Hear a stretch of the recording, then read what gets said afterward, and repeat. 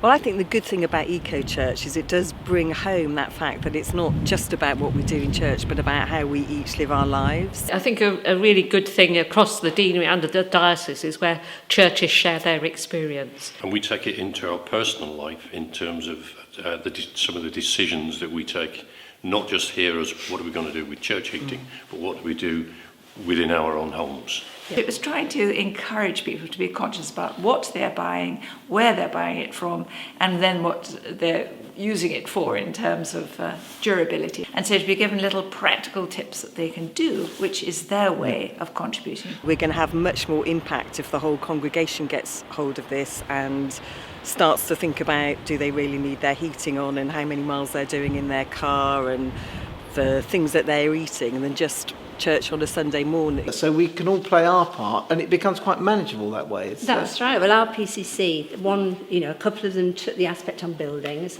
a couple of them took the lifestyle, worship, all the different aspects, and began to tick off, well, which ones are we actually doing? And then highlighted a couple that, well, actually, we're not doing that, but perhaps we could if we did X, Y, and Z.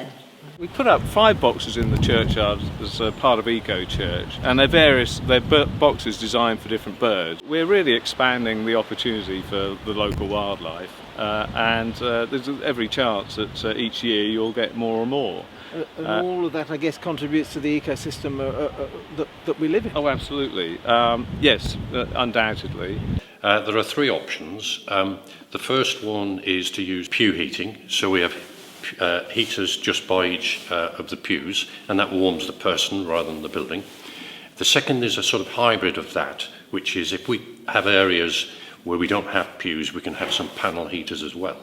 And then the third one is to use an air source heat pump, and that would use the radiators that we currently have now. Really simple, practical things which put together make such a big difference to us and to our world. So why British seasonal flowers? A lot of flowers that are available in supermarkets and things like that are imported mainly from Africa, mainly from Kenya.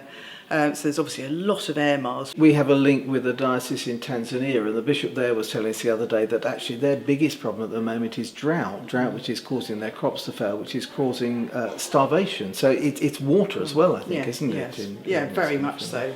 Yes. And although flowers are absolutely beautiful, they're not really necessary. And so it would be better if they could use their resources for something that's a bit more important.